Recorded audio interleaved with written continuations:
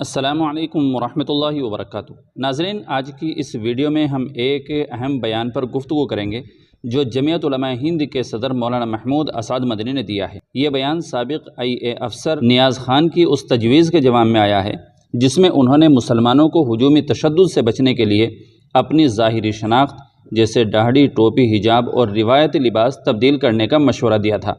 مولانا محمود مدنی نے اس مشورے کو مسئلے کی غلط تشخیص قرار دیتے ہوئے کہا ہے کہ اصل مسئلہ مسلمانوں کا لباس یا ان کی مذہبی شناخت نہیں ہے، بلکہ وہ نفرت ہے جو بعض عناصر کے ذہنوں میں پیدا کی جاتی ہے، اور وہ ماحول ہے جس میں ہجوم خود کو قانون سے بالاتر سمجھنے لگتا ہے۔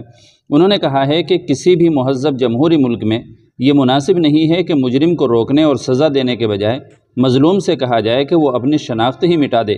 انصاف کا تقاضا یہ ہے کہ قانون شکنی کرنے والوں کے خلاف سخت کارروائی ہو، نہ کہ متاثرہ افراد پر اپنی شناخت بدلنے کا دباؤ ڈالا جائے۔ مولانا مدنی نے بتایا ہے کہ جمعیت علماء ہند کے پاس گزشتہ 10 برسوں کے ہجومی تشدد کے 38 نمایاں واقعات پر مبنی ایک تحقیقی رپورٹ موجود ہے۔ اس رپورٹ کے مطابق تقریباً 83% متاثرین نے عام لباس پہن رکھا تھا اور ان کی ظاہری شکل سے کوئی نمایاں اسلامی شناخت ظاہر نہیں ہوتی تھی۔ اس کے باوجود وہ افواہوں یا بے بنیاد الزامات کی بنیاد پر تشدد کا نشانہ بنے۔ انہوں نے چند اہم واقعات کا حوالہ بھی دیا جس میں دادری کے محمد اخلاق، الور کے اکبر خان، ہاپوڑ کے قاسم قریشی، جھارکھنڈ کے تبریز انصاری، راجستھان کے ناصر اور جنید اور چرخی دادری کے صابر ملک جیسے واقعات شامل ہیں۔ مولانا مدنی نے کہا ہے کہ ان واقعات سے واضح ہوتا ہے کہ لباس یا ظاہری حلیہ حملوں کی بنیادی وجہ نہیں تھا۔ اپنی بات کو مزید واضح کرتے ہوئے انہوں نے بوسینہ کی مثال پیش کی ہے۔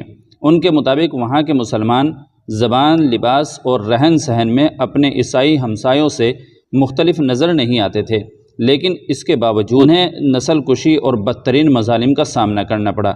اس لیے صرف شناخت بدل لینا کبھی بھی تحفظ کی ضمانت نہیں بن سکتا۔ مولانا مدنی نے سوال اٹھایا کہ اصل توجہ اس بات پر ہونی چاہیے کہ آخر ایک ہجوم کو کسی شہری کا نام پوچھنے، اس کی شناخت جانچنے، اس کا تعاقب کرنے اور اس پر حملہ کرنے کی جرأت کیوں ہوتی ہے؟ اگر اس بنیادی مسئلے سے توجہ ہٹا کر صرف مظلوم کے لباس پر بات کی جائے تو اس سے تشدد کی ذمہ داری مجرم سے ہٹ کر متاثرہ شخص پر منتقل ہونے لگتی ہے، جو کسی بھی طرح درست نہیں ہے۔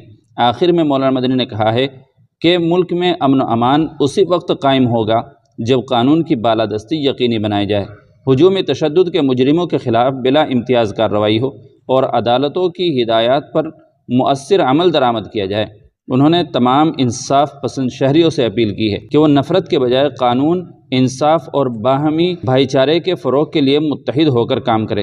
ناظرین، اس پورے معاملے پر آپ کی کیا رائے ہے؟ کیا ہجومی تشدد کا حل اپنی شناخت چھپانا ہے یا قانون پر سختی سے عمل درآمد کرانا؟ اپنی رائے کمنٹ میں ضرور لکھیے گا۔